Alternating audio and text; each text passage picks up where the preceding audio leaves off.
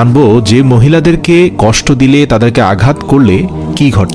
হযরত আলী রাদিয়াল্লাহু তাআলা আনহুর কাছে এক ব্যক্তি আসলেন এবং তার দুই হাত রেখে একত্রিত করে বলতে লাগলেন, ইয়া আলী, আমার বিবি আমার ঘরের ঠিকঠাক মতো দেখাশোনা করে না, সে আমার কোনো কাপড় পরিষ্কার করে দেয় না এবং সে ঘরের জিনিসপত্র ঠিকঠাক মতো গুছিয়ে রাখে না। তাহলে কি তার সাথে আমি রাগ করব না? তাকে কিছু মারপিট করা উচিত না? এতটুকু বলার সঙ্গে সঙ্গে হযরত আলী রাদিয়াল্লাহু তাআলা আনহু বললেন, কে বলেছে তোমার বিবির উপর তোমার ঘরের কাজ করা ওয়াজিব রয়েছে? মনে রাখবে, ইসলামে মহিলাদের সম্মানকে যতটা উঁচুতে রাখা হয়েছে ততটা সম্মান অন্য কোনো মাযহাব দিতে পারেনি। আমি আল্লাহ রাসূলের কাছ থেকে শুনেছি মহিলাদের সবচেয়ে বড় দায়িত্ব হলো সে যেন তার সন্তানকে ভালোভাবে মানুষ করে এবং সে তার সন্তানের দেখাশোনা করে।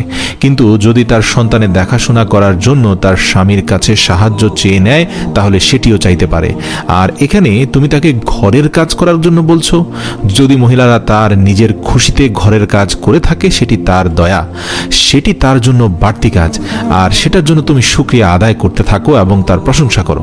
আমি আল্লাহর রাসূলের মুখ থেকে শুনেছি যে সময় মহিলারা নিজের ঘরের কাজ করে থাকে সে সময় আল্লাহ রাব্বুল আলামিন ফেরেশতাদেরকে পৃথিবীর মাটিতে নামিয়ে দেন আর বলেন, যতক্ষণ পর্যন্ত এই মহিলা তার স্বামীর ঘরের কাজ করতে থাকবে ততক্ষণ পর্যন্ত তুমি তার জন্য ইবাদত করতে থাকো, আমি এই সকল ইবাদত তার আমলনামায় যুক্ত করে দেব। সুবহানাল্লাহ।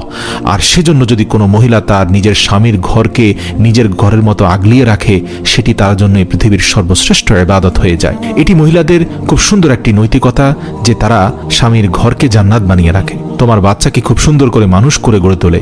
কিন্তু কেউ যদি কোনো মহিলার উপর জুলুম করে আর বারবার ঘরের কাজের জন্য পেরেশান করে বিরক্ত করতে থাকে, তার উপর অত্যাচার করে থাকে, তাহলে রোজ হাসরের দিন আল্লাহ রাব্বুল আলামিন সেই মানুষটির গর্দান ধরে টেনে নিয়ে আসবেন এবং তাকে কঠিন শাস্তি দিবেন।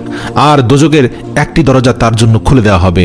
তখন এটি বলা হবে যে এরা সেই ইনসান যারা নিজের স্ত্রীর উপর অত্যাচারের জন্য হাত উঠিয়েছে।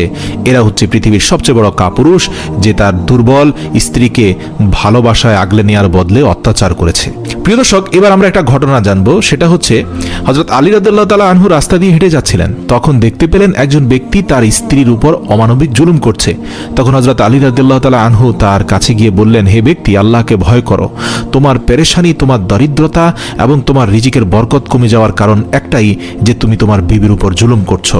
মনে রেখো, বিবির উপর জুলুমকারীর ঘরে আল্লাহর রহমত আসে না, বরকত আসে না, দারিদ্রতা তাকে আঘাত করে। আমি আল্লাহর পেয়ারা হাবিব রাসূল সাল্লাল্লাহু আলাইহি সাল্লামের কাছ থেকে শুনেছি, যে ঘরে মহিলারা স্বামীর দ্বারা অত্যাচারিত হয়ে কান্না করে থাকেন সেই ঘরে ফেরেশতারা আসে না।